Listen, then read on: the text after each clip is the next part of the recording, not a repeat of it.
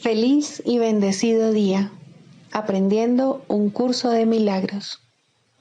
El secreto de la verdadera oración es olvidarte de las cosas que crees necesitar. Pedir algo específico es igual que ver el pecado primero y luego perdonarlo. Del mismo modo, al orar pasas por alto tus necesidades específicas, tal como las ves, y las dejas en manos de Dios. Ahí se convierten en los regalos que le haces, pues le dicen que no antepondrás otros dioses a Él, ni que quieres otro amor que el suyo. Este libro es un comienzo, no un final.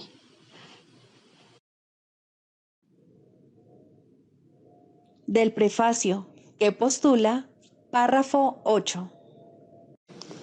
Las relaciones especiales que se establecen en el mundo son destructivas, egoístas e infantilmente egocéntricas. Mas, si se le entregan al Espíritu Santo, pueden convertirse en lo más sagrado de la tierra, en los milagros que señalan el camino de retorno al cielo. El mundo utiliza las relaciones especiales como el último recurso en favor de la exclusión y como una prueba de la realidad de la separación.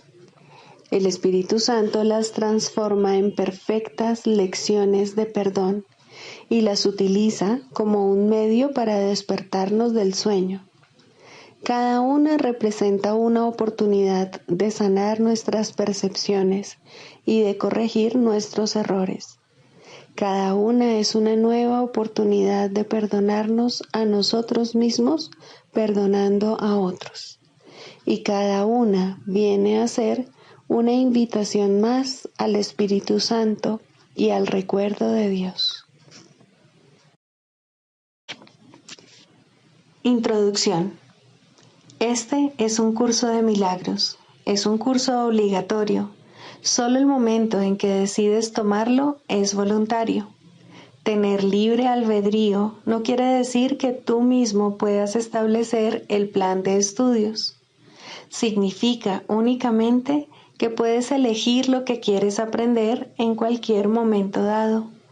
Este curso no pretende enseñar el significado del amor, pues eso está más allá de lo que se puede enseñar. Pretende, no obstante, despejar los obstáculos que impiden experimentar la presencia del amor, el cual es tu herencia natural. Lo opuesto al amor es el miedo, pero aquello que todo lo abarca no puede tener opuestos. Este curso puede, por lo tanto, resumirse muy simplemente de la siguiente manera. Nada real puede ser amenazado. Nada irreal existe. En esto radica la paz de Dios. Capítulo 1. El significado de los milagros. Primero, principios de los milagros. Principio 33. Los milagros te honran porque eres digno de ser amado. Desvanecen las ilusiones que albergas acerca de ti mismo y perciben la luz en ti. De esta forma, al liberarte de tus pesadillas, expían tus errores. Al liberar a tu mente de la prisión de tus ilusiones, te restauran la cordura. Capítulo 22. La salvación y la relación santa. Segundo, la impecabilidad de tu hermano. Lo opuesto a las ilusiones no es la desilusión, sino la verdad.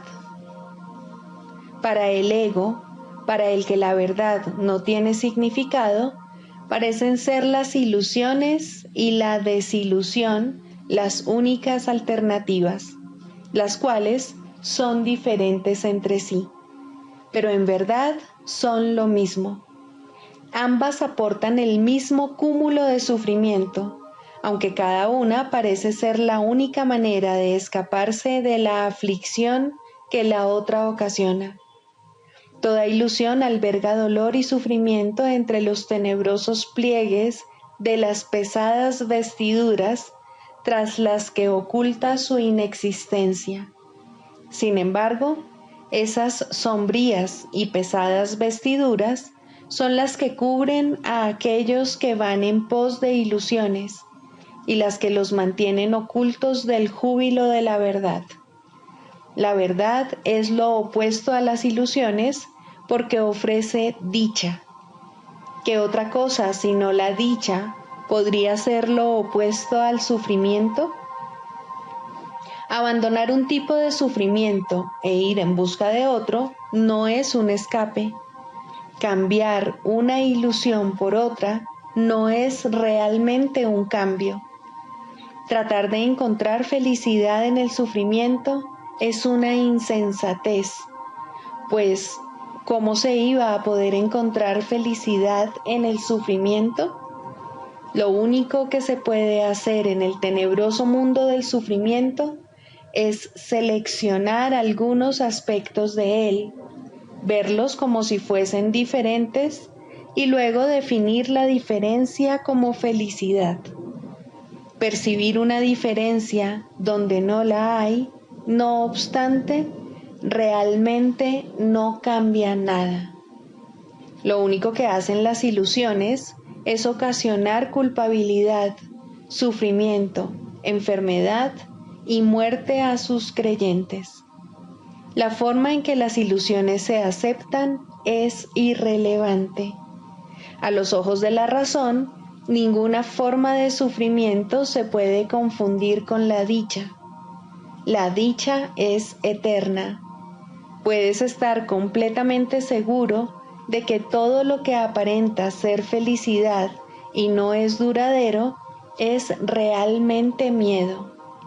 La dicha no se convierte en pesar, pues lo eterno no puede cambiar, pero el pesar puede volverse dicha, pues el tiempo cede ante lo eterno. Únicamente lo eterno permanece inmutable, pero todo lo que se encuentra en el tiempo puede cambiar con el paso de éste. No obstante, para que el cambio sea real y no imaginado, las ilusiones tienen que ceder ante la verdad y no ante otros sueños igualmente irreales. Eso no sería diferente. La razón te diría que la única manera de escaparte del sufrimiento es reconociéndolo y tomando el camino opuesto. Toda verdad es lo mismo y todo sufrimiento es lo mismo también, pero ambos son diferentes entre sí desde cualquier punto de vista, en toda circunstancia y sin excepción. Creer que puede haber una sola excepción es confundir lo que es lo mismo con lo que es diferente. Una sola ilusión que se abrigue y se defienda contra la verdad priva a ésta de todo significado y hace que todas las ilusiones sean reales. Tal es el poder de la creencia, la cual es incapaz de transigir. Y la fe en la inocencia sería fe en el pecado si la creencia excluyera una sola cosa viviente y le negase la bendición de su perdón. Tanto la razón como el ego te dicen eso mismo, pero la interpretación que hacen de ello es completamente diferente. El ego te asegura ahora que es imposible que puedas ver a nadie libre de culpa. Y si esta manera de ver es la única que puede liberarte de la culpabilidad, entonces la creencia en el pecado no puede sino ser eterna. Pero la razón ve eso de otro modo, pues la razón ve que la fuente de una idea es lo que hace que ésta sea cierta o falsa. Esto tiene que ser así, si la idea es semejante a su fuente. Por lo tanto, dice la razón, si el propósito que se le asignó al Espíritu Santo fue ayudarte a escapar de la culpabilidad, y ese propósito le fue dado por aquel para quien nada que su voluntad disponga es imposible, los medios para lograr ese objetivo tienen que ser más posibles. Tienen que existir y tú tienes que estar en posesión de ellos. Esta es una etapa crucial en este curso, pues en este punto tiene que tener lugar una completa separación entre tú y el ego. Pues si ya dispones de los medios para dejar que el propósito del Espíritu Santo se alcance, dichos medios pueden utilizarse. A medida que los utilices, tu fe en ellos será cada vez mayor. Para el ego, sin embargo, eso es imposible, y nadie emprende lo que no ofrece ninguna esperanza de poderse lograr. Tú sabes que lo que la voluntad de tu Creador dispone es posible, pero aquello que tú inventaste no lo cree. Ahora tienes que elegir entre ti y lo que es solo una ilusión de ti.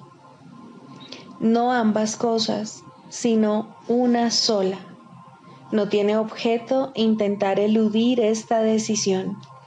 Hay que tomarla.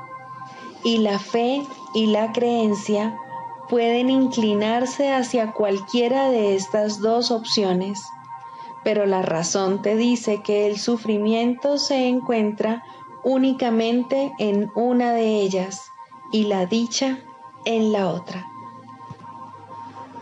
No abandones a tu hermano ahora, pues vosotros que sois lo mismo, no decidiréis por separado ni en forma diferente.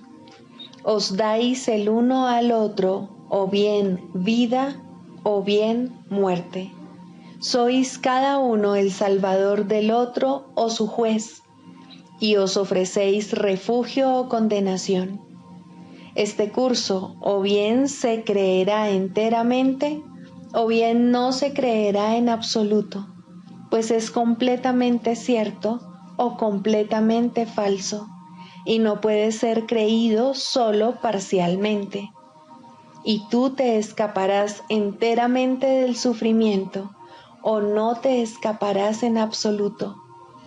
La razón te dirá que no hay un lugar intermedio donde te puedas detener indeciso, esperando a elegir entre la felicidad del cielo o el sufrimiento del infierno. Hasta que no elijas el cielo, estarás en el infierno y abatido por el sufrimiento. No hay ninguna parte del cielo de la que puedas apropiarte y tejer ilusiones en ella. Ni hay una sola ilusión con la que puedas entrar en el cielo. Un Salvador no puede ser un juez, ni la misericordia puede ser condenación. Y la visión no puede condenar, sino únicamente bendecir. Aquel cuya función es salvar, salvará. Cómo lo ha de lograr está más allá de tu entendimiento, pero cuando lo va a hacer, está en tus manos, pues el tiempo es una invención tuya y, por lo tanto, lo puedes gobernar. No eres esclavo de él ni del mundo que fabricaste. Examinemos más de cerca la ilusión de que lo que tú fabricaste tiene el poder de esclavizar a su hacedor. Esta es la misma creencia que dio lugar a la separación. Es la idea insensata de que los pensamientos pueden abandonar la mente del pensador, ser diferentes de ella y oponerse a ella. Si eso fuese cierto, los pensamientos no serían extensiones de la mente, sino sus enemigos. Aquí vemos nuevamente otra forma de la misma ilusión fundamental que ya hemos examinado muchas veces con anterioridad. Solo si fuese posible que el Hijo de Dios pudiera abandonar la mente de su Padre, hacerse diferente y oponerse a su voluntad, sería posible que el falso ser que inventó y todo lo que éste fabricó fuesen su amo. Contempla la gran proyección, pero mírala con la determinación de que tiene que ser sanada, aunque no mediante el temor. Nada que hayas fabricado tiene poder alguno sobre ti, a menos que todavía quieras estar separado de tu Creador y tener una voluntad que se oponga a la suya. Pues solo si crees que su Hijo puede ser su enemigo, parece entonces posible que lo que has inventado sea asimismo enemigo tuyo. Prefieres condenar al sufrimiento su alegría y hacer que él sea diferente. Sin embargo, el único sufrimiento al que has dado lugar ha sido al tuyo propio. ¿No te alegra saber que nada de eso es cierto? ¿No son buenas nuevas oír que ni una sola de las ilusiones que forjaste ha sustituido a la verdad? Son solo tus pensamientos los que han sido imposibles. No puede ser que la salvación sea imposible, pero sí es imposible ver a tu Salvador como un enemigo y al mismo tiempo reconocerlo. No obstante, puedes reconocerlo como lo que es, porque esa es la voluntad de Dios. Lo que Dios le confirió a tu relación santa aún se encuentra en ella, pues lo que Él le dio al Espíritu Santo para que te lo diese a ti, el Espíritu Santo te lo dio. ¿No querrías contemplar al Salvador que se te ha dado? ¿Y no intercambiarías con gratitud la función de verdugo que le adjudicaste por la que en verdad tiene? Recibe de Él lo que Dios le dio para ti, no lo que trataste de darte a ti mismo. Más allá del cuerpo que has interpuesto entre tu hermano y tú, y reluciendo en la áurea luz que le llega desde el círculo radiante e infinito que se extiende eternamente, se encuentra tu relación santa, que Dios mismo ama. Cuán serena descansa en el tiempo y, sin embargo, más allá de él. Cuán inmortal y, sin embargo, en la tierra. Cuán grande el poder que en ella reside. El tiempo acata su voluntad y la tierra será lo que ella disponga que sea. En ella no existe una voluntad separada, ni el deseo de que nada se encuentre separado. Su voluntad no hace excepciones y lo que dispone es verdad. Toda ilusión que se lleva ante su perdón se pasa por alto dulcemente y desaparece, pues Cristo ha renacido en su centro para iluminar su morada con una visión que pasa por alto el mundo. ¿No querrías que esa santa morada fuese también la tuya? En ella no hay sufrimiento, sino únicamente dicha. Lo único que necesitas hacer para morar aquí apaciblemente junto a Cristo es compartir su visión.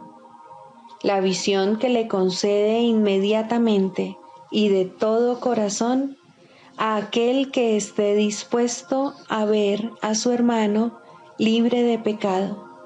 Y tienes que estar dispuesto a no excluir a nadie si quieres liberarte completamente de todos los efectos del pecado. ¿Te concederías a ti mismo un perdón parcial?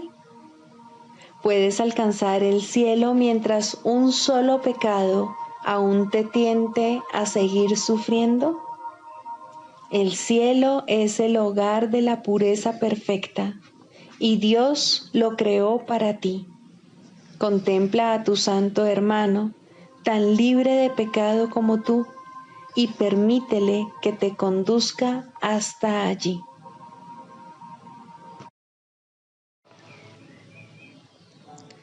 Libro de ejercicios, lección 151. Todas las cosas son ecos de la voz que habla por Dios. Nadie puede juzgar basándose en pruebas parciales. Eso no es juzgar, es simplemente una opinión basada en la ignorancia y en la duda. Su aparente certeza no es sino una capa con la que pretende ocultar la incertidumbre. Necesita una defensa irracional porque es irracional. Y la defensa que presenta parece ser muy sólida y convincente, y estar libre de toda duda debido a todas las dudas subyacentes. No pareces poner en tela de juicio el mundo que ves. No cuestionas realmente lo que te muestran los ojos del cuerpo. Tampoco te preguntas por qué crees en ello, a pesar de que hace mucho tiempo que te diste cuenta de que los sentidos engañan. El que creas lo que te muestran hasta el último detalle es todavía más extraño si te detienes a pensar en cuánta frecuencia su testimonio ha sido erróneo. ¿Por qué confías en ellos tan ciegamente? ¿No será por la duda subyacente que deseas ocultar tras un alarde de certeza? ¿Cómo ibas a poder juzgar? Tus juicios se basan en el testimonio que te ofrecen los sentidos. No obstante, jamás hubo testimonio más falso que ese. Mas, ¿de qué otra manera, excepto esa, juzgas al mundo que ves? Tienes una fe ciega en lo que tus ojos y tus oídos te informan. Crees que lo que tus dedos tocan es real y que lo que encierran en su puño es la verdad. Esto es lo que entiendes y lo que consideras más real que aquello de lo que da testimonio la eterna voz que habla por Dios mismo. ¿A eso es a lo que llamas juzgar? Se te ha exhortado en muchas ocasiones a que te abstengas de juzgar, mas no porque sea un derecho que se te quiera negar. No puedes juzgar.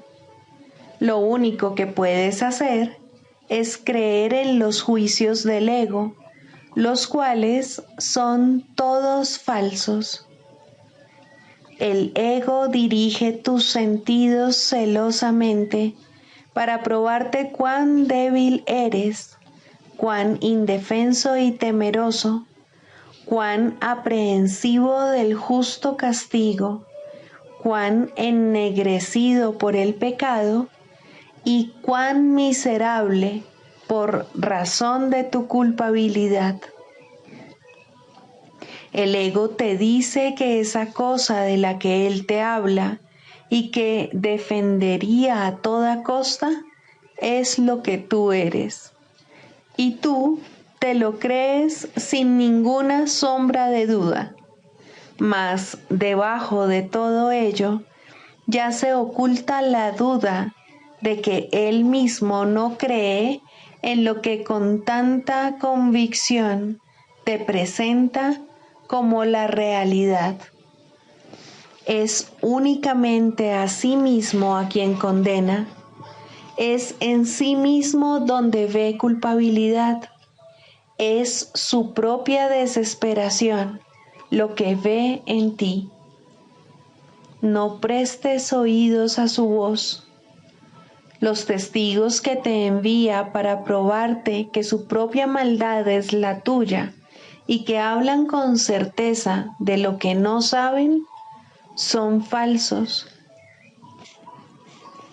Confías en ellos ciegamente porque no quieres compartir las dudas que su amo y Señor no puede eliminar por completo. Crees que dudar de sus vasallos es dudar de ti mismo. Sin embargo, tienes que aprender a dudar de que las pruebas que ellos te presentan pueden despejar el camino que te lleva a reconocerte a ti mismo y dejar que la voz que habla por Dios sea el único juez de lo que es digno que tú creas. Él no te dirá que debes juzgar a tu hermano basándote en lo que tus ojos ven en él, ni en lo que la boca de su cuerpo le dice a tus oídos, o en lo que el tacto de tus dedos te informa acerca de él. Él ignora todos esos testigos, los cuales no hacen sino dar falso testimonio del Hijo de Dios. Él reconoce solo lo que Dios ama, y en la santa luz de lo que Él ve, todos los sueños del ego con respecto a lo que tú eres se desvanecen ante el esplendor que Él contempla.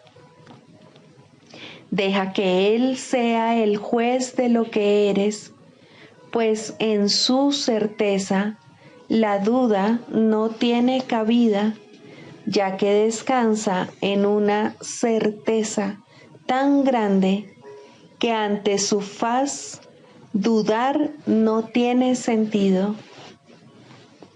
Cristo no puede dudar de sí mismo.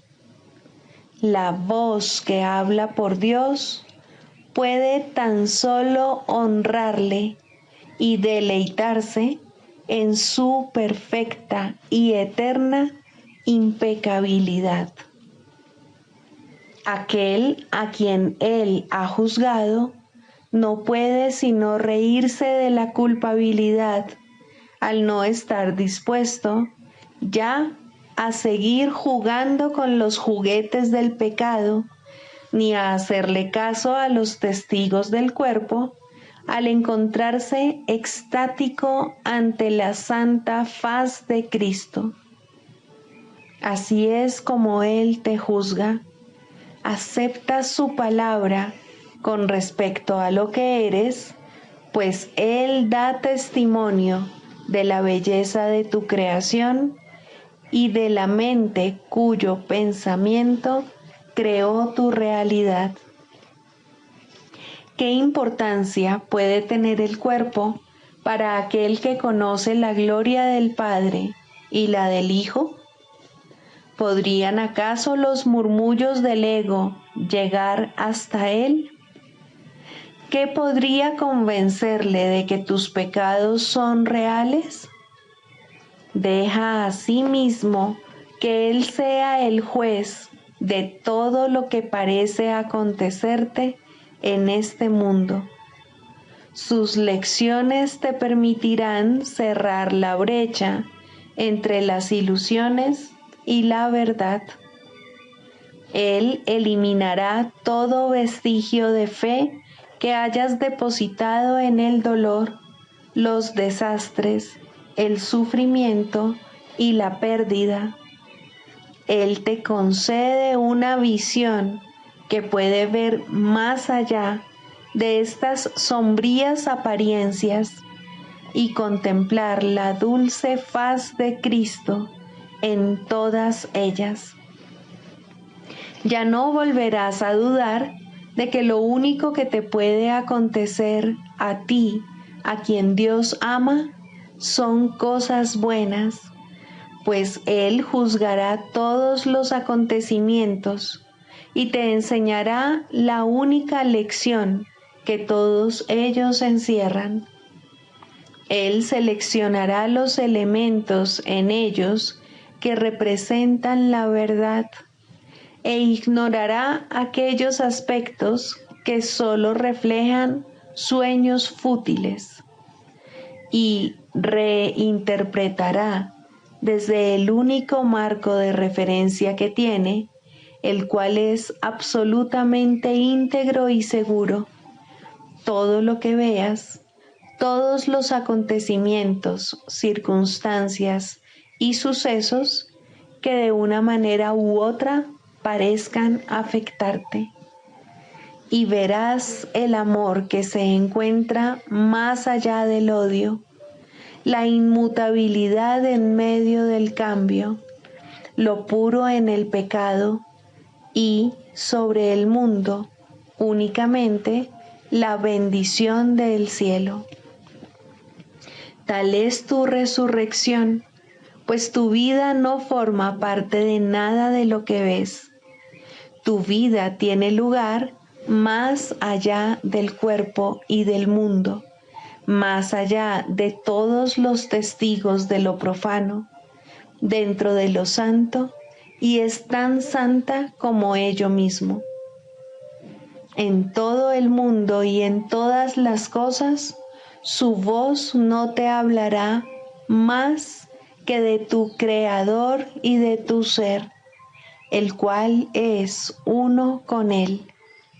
Así es como verás la santa faz de Cristo en todo, y como oirás en ello el eco de la voz que habla por Dios. Hoy practicaremos sin palabras, excepto al principio del período que pasamos con Dios. Introduciremos estos momentos con una repetición lenta del pensamiento con el que comienza el día. Después observaremos nuestros pensamientos apelando silenciosamente a aquel que ve los elementos que son verdad en ellos. Deja que Él evalúe todos los pensamientos que te vengan a la mente, que elimine de ellos los elementos de sueño y que te los devuelva en forma de ideas puras que no contradicen la voluntad de Dios. Ofrécele tus pensamientos y Él te los devolverá en forma de milagros que proclaman jubilosamente la plenitud y la felicidad que, como prueba de su amor eterno, Dios dispone para su Hijo. Y a medida que cada pensamiento sea así transformado, asumirá el poder curativo de la mente que vio la verdad en él y no se dejó engañar por lo que había sido añadido falsamente. Todo vestigio de fantasía ha desaparecido y lo que queda se unifica en un pensamiento perfecto que ofrece su perfección por doquier. Pasa así 15 minutos al despertar y dedica gustosamente 15 más antes de irte a dormir. Tu ministerio dará comienzo cuando todos tus pensamientos hayan sido purificados. Así es como se te enseña a enseñarle al Hijo de Dios la santa lección de su santidad. Nadie puede dejar de escuchar cuando tú oyes la voz que habla por Dios, rendirle honor al Hijo de Dios. Y todos compartirán contigo los pensamientos que Él ha reinterpretado en tu mente. Tal es tu Pascua, y de esta manera depositas sobre el mundo la ofrenda de azucenas blancas como la nieve, que reemplaza a los testigos del pecado y de la muerte.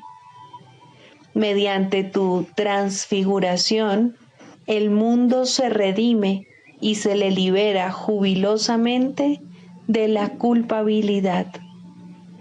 Ahora elevamos nuestras mentes resurrectas, llenos de gozo y agradecimiento, hacia aquel que nos restituyó la cordura. Y recordaremos cada hora a aquel que es la salvación y la liberación. Y según damos las gracias, el mundo se une a nosotros y acepta felizmente nuestros santos pensamientos que el cielo ha corregido y purificado.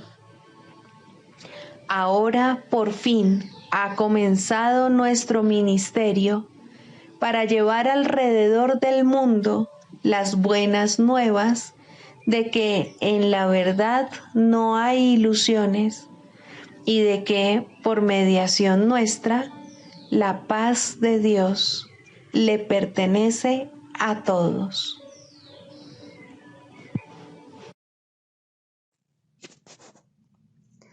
Del Manual para el Maestro, pregunta 4. ¿Cuáles son las características de los maestros de Dios? 1. Confianza.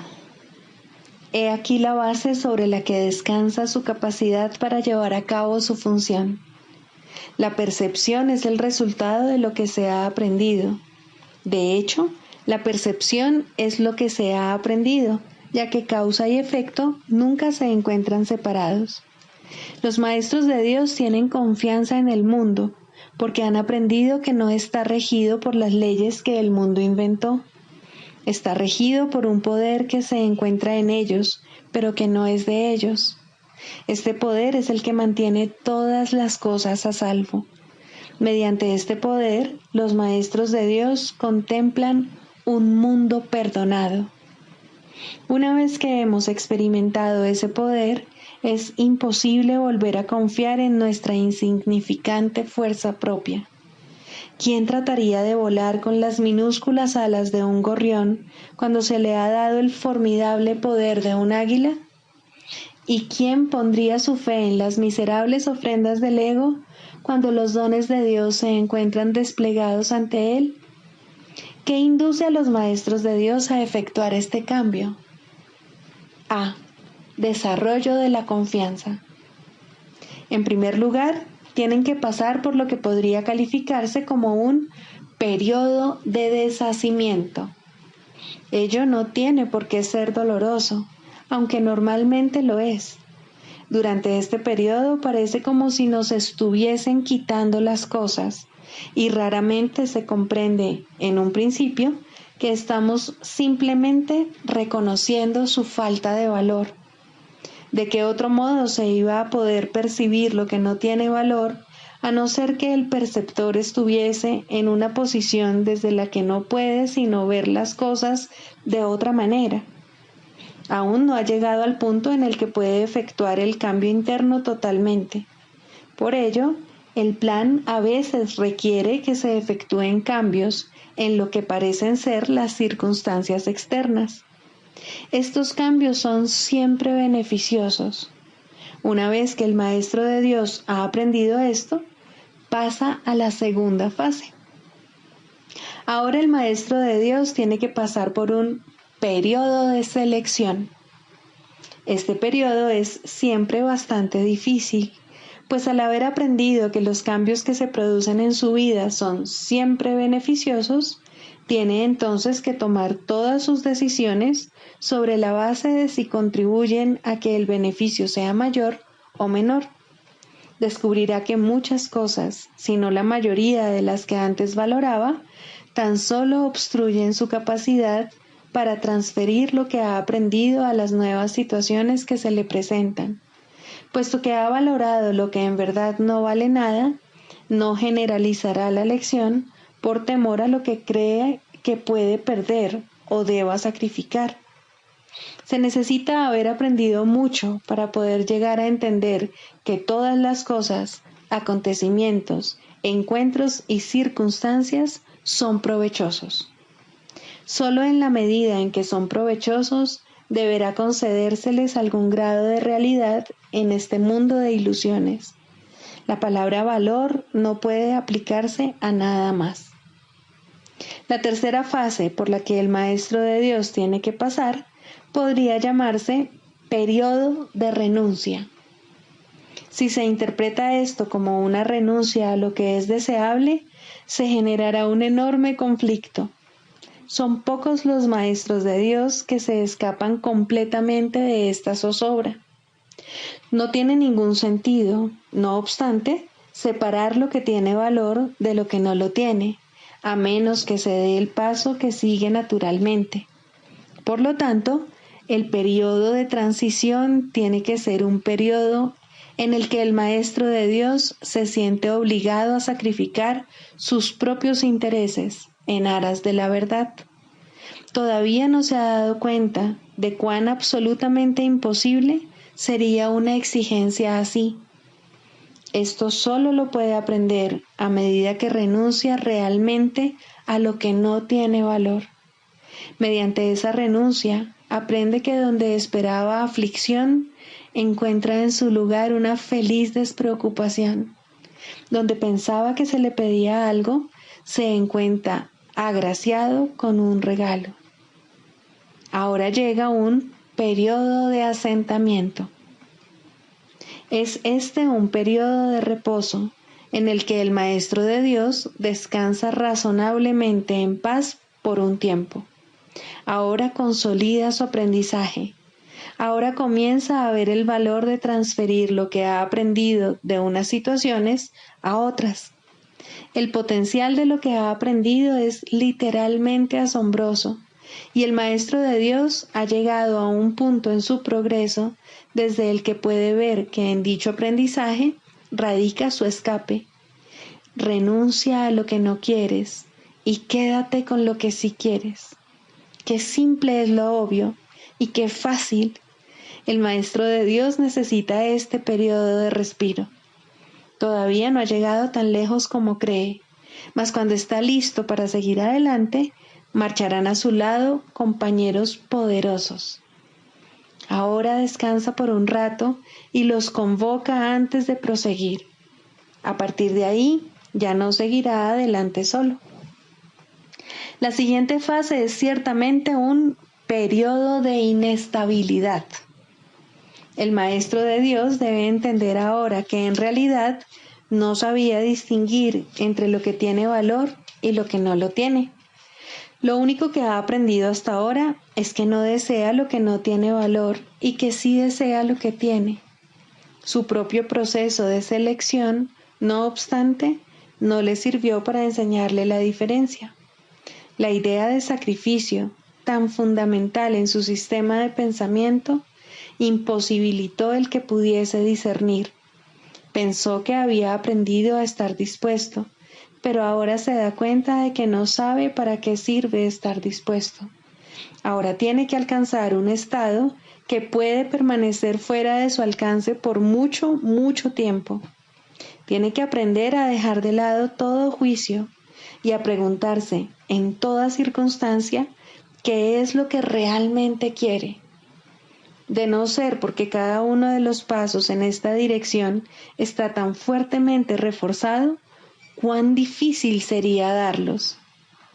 Finalmente, llega un periodo de logros. Ahora es cuando se consolida su aprendizaje. Lo que antes se consideraba simples sombras se han convertido ahora en ganancias substanciales con las que puede contar en cualquier emergencia, así como también en los periodos de calma. En efecto, el resultado de esas ganancias no es otro que la tranquilidad, el fruto de un aprendizaje honesto, de un pensamiento congruente y de una transferencia plena. Esta es la fase de la verdadera paz, pues aquí se refleja plenamente el estado celestial. A partir de ahí, el camino al cielo está libre y despejado y no presenta ninguna dificultad. En realidad, ya está aquí. ¿Quién iba a querer ir a ninguna otra parte si ya goza de absoluta paz? ¿Y quién querría cambiar su tranquilidad por algo más deseable? ¿Qué podría ser más deseable?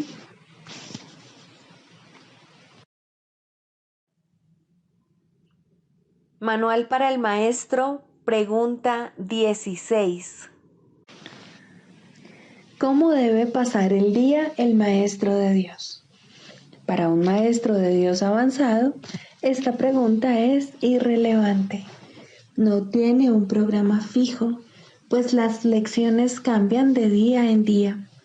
Pero el maestro de Dios está seguro de una sola cosa: las lecciones no cambian al azar.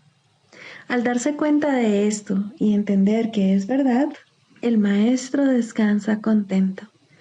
Se le dirá cuál ha de ser su papel hoy, mañana y siempre. Y aquellos que compartan ese papel con él, le encontrarán para que juntos puedan aprender las lecciones de ese día. Nadie de quien él tenga necesidad estará ausente. No se le enviará a nadie que no tenga un objetivo de aprendizaje ya establecido y que pueda aprender ese mismo día. Para el maestro de Dios avanzado, esta pregunta es, por consiguiente, superflua. Ya la planteó y ya se le contestó, y él se mantiene en continuo contacto con la respuesta. Ya lo tiene todo y ve desplegarse ante él, seguro y libre de obstáculos, el camino que tiene que recorrer. Pero, ¿qué ocurre con aquellos que todavía no han alcanzado la certidumbre que él posee? Esos aún no están listos para una falta de estructura así. ¿Qué es lo que tienen que hacer para aprender a entregarle el día a Dios? Hay algunas reglas generales a seguir, aunque cada cual debe usarlas a su manera como mejor pueda. Las rutinas como tales son peligrosas porque se pueden convertir fácilmente en dioses por derecho propio y amenazar los mismos objetivos para los que fueron establecidas. Se puede decir, por lo tanto, que en términos generales es mejor comenzar el día bien. Siempre es posible, no obstante, comenzar de nuevo si no se comenzó debidamente. Con todo, es obviamente ventajoso comenzarlo bien y de esa manera ahorrar tiempo. En un principio es aconsejable pensar en función del tiempo, aunque este no es de ningún modo el criterio esencial, probablemente es el más fácil de observar al principio. Inicialmente se hace hincapié en ahorrar tiempo, que si bien sigue siendo importante a lo largo de todo el proceso de aprendizaje, se recalcará cada vez menos. De entrada, podemos decir con seguridad que el tiempo que se dedica a comenzar bien el día ciertamente ahorra tiempo. ¿Cuánto tiempo debe emplearse en ello? Eso depende del mismo Maestro de Dios, quien no puede adjudicarse a sí mismo ese título hasta que haya completado el libro de ejercicios, ya que estamos aprendiendo dentro del marco de este curso. Después de haber finalizado las sesiones de práctica más estructuradas contenidas en el libro de ejercicios, la necesidad individual será el factor determinante. Este curso es siempre práctico. Puede ser que el Maestro de Dios no se encuentre en una situación que sea conducente a pasar unos minutos en un estado de quietud, nada más al despertarse. Si ese es el caso, que recuerde tan solo que su elección es pasar un ratito con Dios lo antes posible y que lo haga. La cantidad de tiempo que dedique a ello no es lo más importante. Uno puede fácilmente pasarse 1 hora sentado, inmóvil, con los ojos cerrados y no lograr nada. O bien puede, con igual facilidad, dedicarle a Dios solo un instante y en ese instante unirse a Él completamente. Quizá la única generalización que puede hacerse al respecto es la siguiente. Dedica un rato, lo antes posible, después de despertarte, a estar en silencio. Y continúa durante 1 o 2 minutos más después de que haya comenzado a resultarte difícil. Probablemente descubrirás que la dificultad disminuye y desaparece. En caso de no ser así, ese es el momento de parar. Por la noche se debe seguir el mismo procedimiento. Tal vez tu periodo de sosiego deba ser temprano en la noche, si no te es posible hacerlo inmediatamente antes de irte a dormir. No debes hacerlo acostado, es mejor estar sentado, en cualquier postura que prefieras. Habiendo completado el libro de ejercicios, seguramente habrás llegado a algunas conclusiones al respecto. Si te es posible, un momento apropiado para dedicárselo a Dios es justo antes de irte a dormir. Esto pone a tu mente en un estado de reposo y te aparta del miedo. Si te resulta más conveniente hacerlo más temprano, asegúrate al menos de no olvidarte pasar un rato, aunque sea solo un momento, en el que cierras los ojos y piensas en Dios. Hay un pensamiento en particular que debe recordarse a lo largo del día. Es un pensamiento de pura dicha, de paz, de liberación ilimitada. Ilimitada porque todas las cosas se liberan dentro de él. Crees que has construido un lugar seguro para ti mismo. Crees que has forjado un poder que te puede salvar de todas las cosas aterradoras que ves en sueños. Pero no es así. Tu seguridad no reside ahí. A lo que renuncias es simplemente a la ilusión de que puedes proteger tus ilusiones. Ese es tu temor y solo ese. Qué insensatez estar atemorizado por nada, nada en absoluto. Tus defensas son inservibles, mas tú no estás en peligro. No tienes ninguna necesidad de ellas. Reconoce esto y desaparecerán, y solo entonces aceptarás tu verdadera protección. Cuán fácil y tranquilamente transcurre el tiempo para el Maestro de Dios que ha aceptado su protección. Todo lo que antes hacía en nombre de su propia seguridad ha dejado de interesarle, puesto que está a salvo y sabe que lo está. Tienen un guía que no le ha de fallar. No es necesario que haga distinciones entre los problemas que percibe, porque aquel a quien acude reconoce que no hay grados de dificultad en su resolución. Está tan a salvo en el presente como lo estaba antes de que su mente aceptase las ilusiones, y como lo estará cuando las haya abandonado. Su estado no cambia con la ocasión o con el lugar, porque todas las ocasiones y todos los lugares son uno para Dios. En esto reside su seguridad. No tiene necesidad de nada más. Con todo, habrá tentaciones a lo largo del camino que al Maestro de Dios aún le queda por recorrer y tendrá necesidad de recordarse a sí mismo durante el transcurso del día que está protegido. ¿Cómo puede hacer eso? especialmente en los momentos en que su mente está ocupada con cosas externas. Lo único que puede hacer es intentarlo, y su éxito dependerá de la convicción que tenga de que va a triunfar.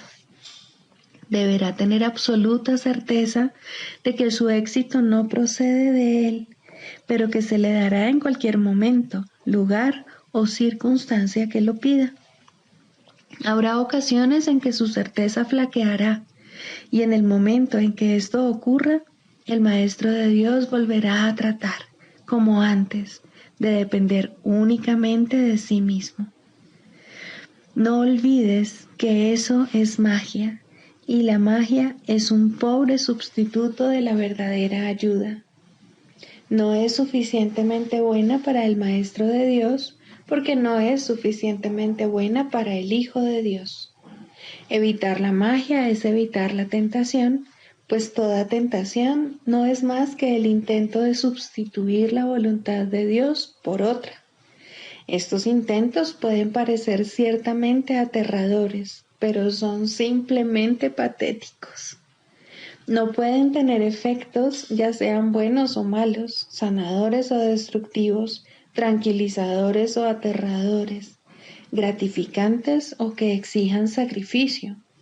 Cuando el Maestro de Dios reconozca que la magia simplemente no es nada, habrá alcanzado el estado más avanzado.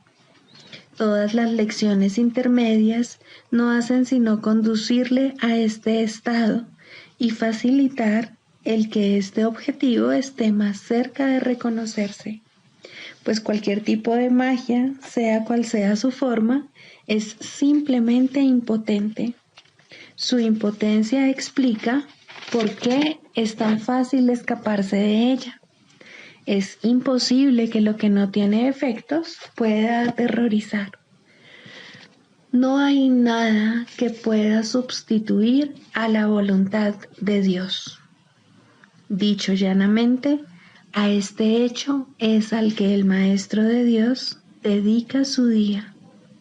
Cualquier otro sustituto que acepte como real tan solo puede engañarle, mas está a salvo de cualquier engaño si así lo decide. Quizá necesite recordar: Dios está conmigo, no puedo ser engañado. Quizá prefiera usar otras palabras, o solo una, o ninguna. En cualquier caso, debe abandonar toda tentación de aceptar la magia como algo verdadero y reconocer que no solo no es aterradora, ni pecaminosa, ni peligrosa, sino que simplemente no significa nada. Al estar arraigada en el sacrificio y la separación, que no son más que dos aspectos de un mismo error, el Maestro de Dios elige simplemente renunciar a todo lo que nunca tuvo, y a cambio de ese sacrificio, entre comillas, se le restaura el cielo en su conciencia. ¿No te gustaría un intercambio así? El mundo lo haría gustosamente si supiera que se puede hacer. Los maestros de Dios son los que deben enseñarle que sí se puede, y por lo tanto, su función es asegurarse de que ellos mismos lo hayan aprendido. No hay otro riesgo durante el día, excepto el de poner tu confianza en la magia, pues solo eso conduce al dolor. No hay más voluntad que la de Dios. Sus maestros saben que esto es así y han aprendido que todo lo demás es magia. Lo que mantiene viva la creencia en la magia es la ilusión simplista de que la magia da resultado. Los maestros de Dios deben aprender a detectar las diversas formas de magia a lo largo de todo su entrenamiento, cada día y cada hora, e incluso cada minuto y cada segundo, y a percibir el hecho de que no significan nada. Cuando se las deja de temer, desaparecen, y así se vuelve a abrir la puerta del cielo, y su luz puede volver a irradiar sobre la mente que se encuentra en paz.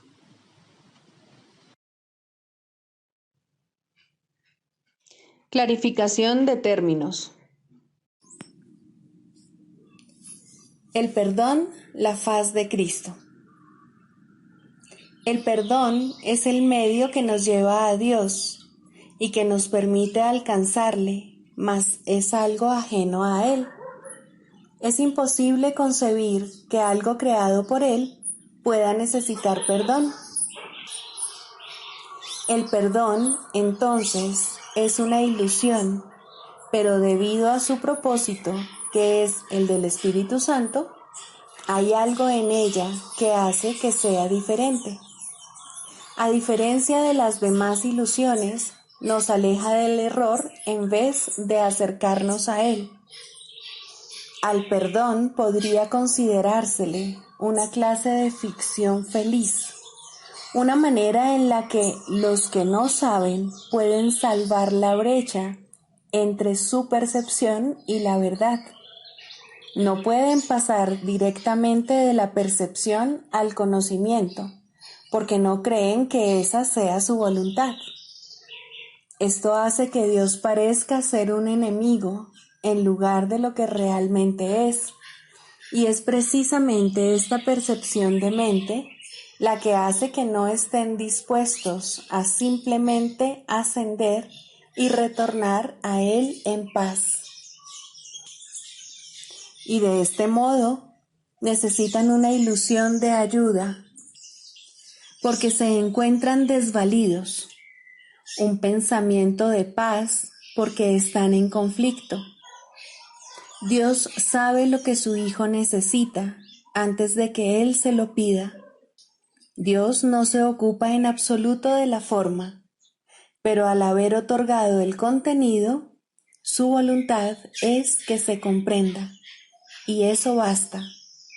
Las formas se adaptan a las necesidades, pero el contenido es inmutable, tan eterno como su creador.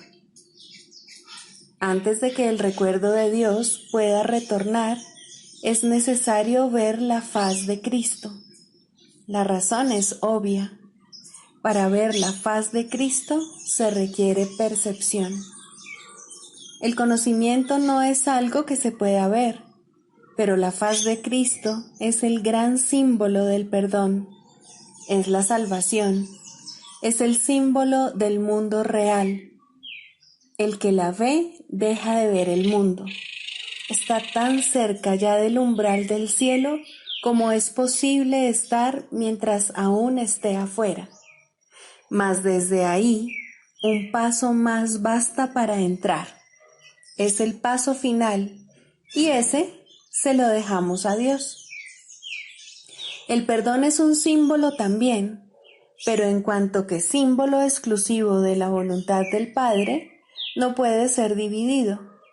Y así, la unidad que refleja se convierte en su voluntad. Eso es lo único que aún está en el mundo en parte y que, al mismo tiempo, es el puente que conduce al cielo.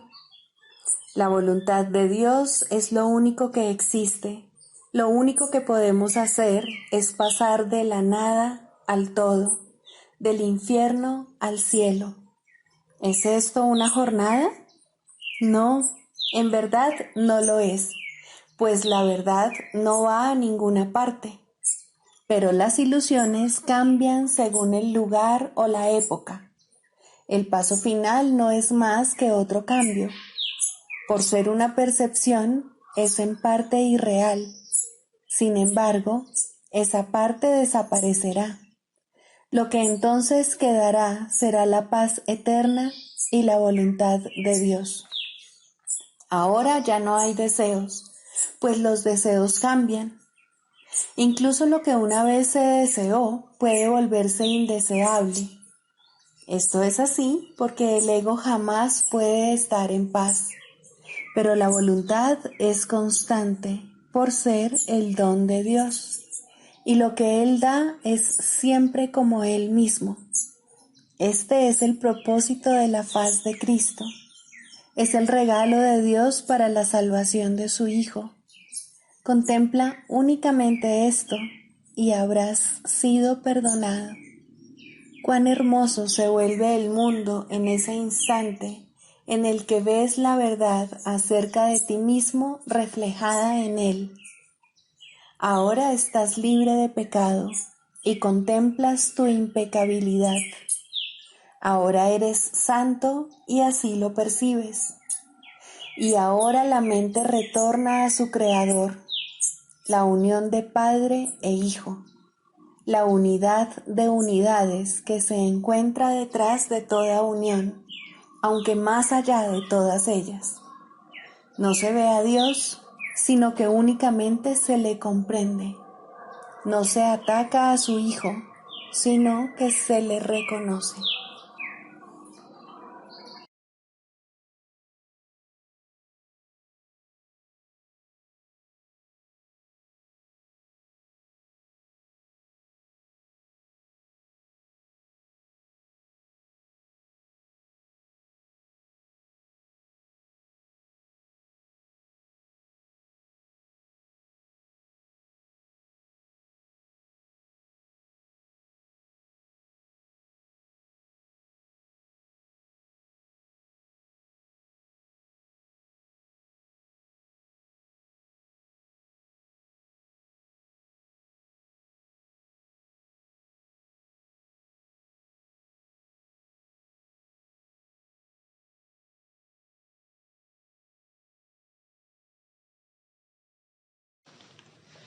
Quinto, el proceso de la sanación.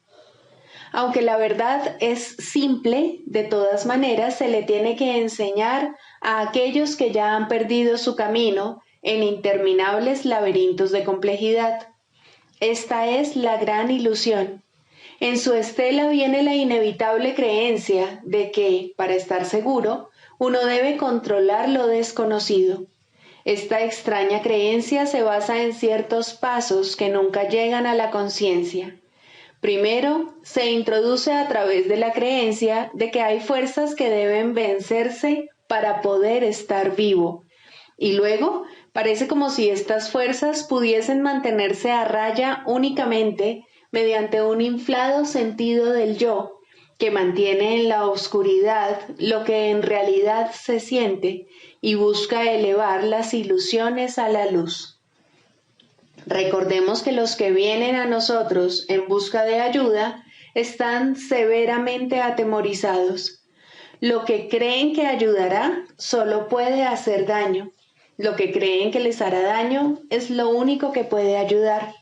El progreso se vuelve imposible hasta que el paciente es persuadido de invertir su torcida manera de ver el mundo, su torcida manera de verse a sí mismo. La verdad es simple, pero tiene que enseñarse a aquellos que creen que los pondrá en peligro.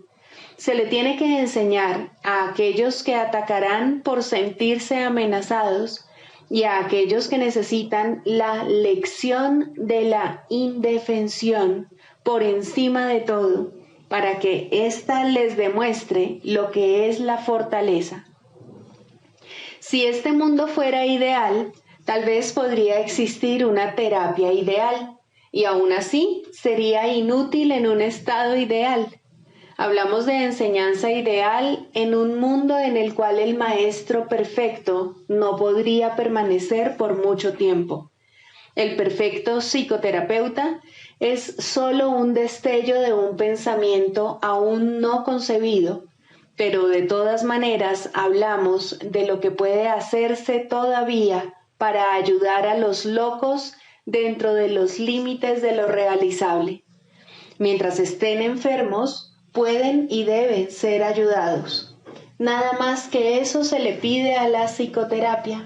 Nada menos que todo lo que tiene para dar es digno del terapeuta, pues Dios mismo le ofrece a su hermano como su salvador del mundo. La sanación es santa. Nada en el mundo es más santo que ayudar a alguien que pide ayuda. Y en este intento, aunque sea limitado, aunque carezca de sinceridad, los dos se acercan mucho a Dios. Donde dos se han unido para la sanación, allí está Dios, y Él ha garantizado que en verdad los escuchará y les responderá. Pueden estar seguros de que la sanación es un proceso que Él dirige, pues está de acuerdo con su voluntad. Tenemos su palabra para guiarnos mientras tratamos de ayudar a nuestros hermanos. No olvidemos que por nosotros solos somos impotentes y apoyémonos en una fuerza que está más allá de nuestro limitado alcance con respecto a qué enseñar y a cómo debemos aprenderlo. Un hermano que busca ayuda puede traernos regalos más allá de las alturas percibidas en sueño alguno. Nos ofrece la salvación, pues viene a nosotros como Cristo y Salvador. Lo que Él pide lo está pidiendo a Dios a través de Él, y lo que hacemos por Él se convierte en el regalo que le damos a Dios.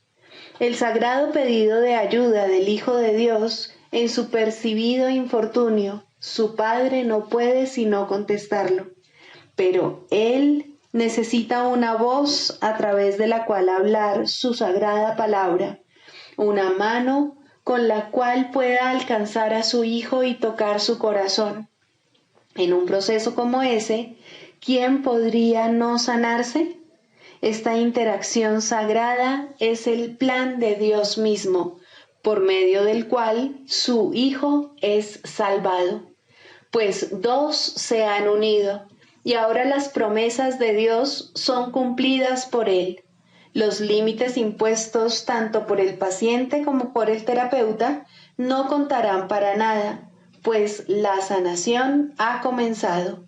Lo que ellos tienen que comenzar, su Padre lo completará, pues Él jamás ha pedido otra cosa que la más pequeña buena voluntad, el menor avance, el más diminuto susurro de su nombre. Pedir ayuda en la forma que sea no es otra cosa que llamarlo, y Él enviará su respuesta a través del terapeuta que mejor pueda servir a su hijo en todas sus actuales necesidades. Tal vez la respuesta no parezca ser un regalo del cielo, puede incluso parecer un empeoramiento y no una ayuda. Aún así, que no seamos nosotros quienes juzguemos el resultado. En alguna parte, todos los regalos de Dios tienen que ser recibidos. En el tiempo, ningún esfuerzo puede hacerse en vano. No es nuestra perfección lo que se pide en nuestros intentos de sanar. Ya estamos engañados si creemos que hay necesidad de sanación. Y la verdad nos llegará solo a través de alguien que parece compartir nuestro sueño de enfermedad. Ayudémoslo a perdonarse por todas las ofensas por las cuales se condenaría sin causa. Su sanación es la nuestra, y según vemos que su impecabilidad llega brillando a través del velo de la culpa que cubre al Hijo de Dios, contemplaremos en él el rostro de Cristo y comprenderemos que no es sino el nuestro. Permanezcamos en silencio ante la voluntad de Dios y hagamos lo que ésta ha elegido que hagamos. Hay solo una manera mediante la cual llegamos a donde se iniciaron todos los sueños, y es allí donde los depositaremos para marcharnos en paz para siempre. Escucha a un hermano pedir ayuda y respóndele. Será a Dios a quien respondas, pues lo llamaste. No hay otra manera de escuchar su voz. No hay otra manera de buscar a su Hijo. No hay otra manera de encontrar tu propio ser. Santa es la sanación, pues el Hijo de Dios regresa al cielo a través de su benévolo abrazo. Pues la sanación le dice, en la voz que habla por Dios, que todos sus pecados le han sido perdonados.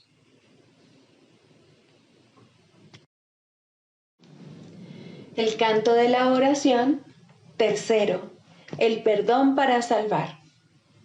El perdón para salvar tiene una forma y solo una. No pide prueba alguna de inocencia ni pago de ninguna clase. No discute ni evalúa los errores que desea pasar por alto. No ofrece regalos falsamente, ni promete libertad mientras ordena la muerte.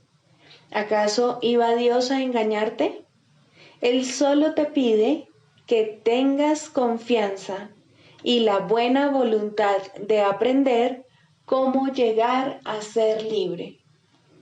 Él ofrece su maestro a quien quiera que pida y busque comprender la voluntad de Dios. Su buena disposición para dar está más allá de tu comprensión y de tu simple alcance. No obstante, Él ha dispuesto que aprendas el camino que te lleva a Él, y lo que Él dispone goza de certeza. Criatura de Dios, los regalos de Dios son tuyos, no por razón de tus planes, sino por su santa voluntad. Su voz te enseñará lo que es el perdón y cómo concederlo tal como Él dispone se debe hacer. Por lo tanto, no busques comprender lo que todavía está más allá de tu alcance, sino más bien deja que ello sea la forma de conducirte allí donde los ojos de Cristo se convierten en la manera de ver que eliges. Abandona todo lo demás, pues no hay nada más. Cuando alguien te pida ayuda, de la clase que sea, Él es quien contestará por ti. Solo tienes que hacerte a un lado y no interferir. El perdón para salvar es su tarea y es Él quien responderá por ti. No determines la forma que debe adoptar el perdón de Cristo. Él sabe la manera de convertir cada llamada en una ayuda para ti, conforme te apresuras a llegar, por fin, a casa de tu Padre. Ahora Él puede hacer que tu paso sea firme y tus palabras sinceras, no con tu propia sinceridad, sino con la suya. Deja que Él se haga cargo de cómo vas a perdonar, y así cada ocasión será para ti un paso más en dirección al cielo y a la paz. ¿No estás cansado del cautiverio? Dios no eligió esta amarga senda para ti. Lo que has elegido todavía puede deshacerse, pues la oración es misericordiosa y Dios es justo. La suya es una justicia que Él puede entender, pero tú aún no puedes. De todos modos, Él te dará los medios para que aprendas de Él y llegues por fin a entender que la condenación no es real y que fabrica ilusiones en su propio malvado nombre. Sin embargo, la forma que los sueños parecen adoptar es irrelevante. Las ilusiones no son ciertas. Solo la voluntad de Dios es verdad, y tú eres uno con Él en voluntad y propósito. Aquí terminan todos los sueños. ¿Qué debo hacer por tu santo Hijo? Debe ser lo único que preguntes siempre que se requiera tu ayuda y se busque el perdón. No necesitas juzgar la forma en que se te pide, y no seas tú quien determina la manera en la que el perdón debe llegar para salvar al Hijo de Dios. La luz de Cristo en él es su liberación, y es esta la que responde a su llamada. Perdónalo tal como el Cristo decide que debes hacerlo, y contémplalo a través de sus ojos, y también habla por él. Él conoce la necesidad, la pregunta y la respuesta, y te dirá exactamente qué debes hacer, en palabras que puedas entender y también utilizar. No confundas su función con la tuya. Él es la respuesta, tú el que escucha. ¿Y acerca de qué te habla Él? Acerca de la salvación y del regalo de paz, acerca del fin del pecado, del fin de la culpa y del fin de la muerte, y acerca del papel que el perdón ocupa en Él. Limítate a escuchar, pues Él será escuchado por todo aquel que invoque su nombre y ponga su perdón en sus manos. Se le ha dado el perdón para que lo enseñe, para que lo salve de la destrucción y para hacer que los medios empleados para la separación, el pecado y la muerte se conviertan de nuevo en el santo regalo de Dios. La oración es su propia mano derecha, liberada para salvar conforme se le permite al verdadero perdón proceder de su eterna vigilancia y amor. Escucha y aprende y no juzgues. Es a Dios a quien te diriges para oír lo que debes hacer. Su respuesta será clara como el día, mas su perdón no es lo que tú crees que es. Pero Él lo sabe y eso es suficiente. El perdón tiene un maestro que no fracasa en nada. Considera esto por un momento y no intentes juzgar el perdón ni limitarlo a un marco mundano. Deja que se eleve hasta Cristo, quien lo acepta como un regalo para Él. Él no te dejará sin consuelo, ni dejará de enviarte sus ángeles desde lo alto para que te respondan en su propio nombre. Él está junto a la puerta, para la que el perdón es la única llave. Dásela a Él para que la use en tu lugar, y verás la puerta abrirse silenciosamente, revelándote la radiante faz de Cristo. Contempla a tu hermano ahí, tras la puerta, el Hijo de Dios, tal como Él lo creó.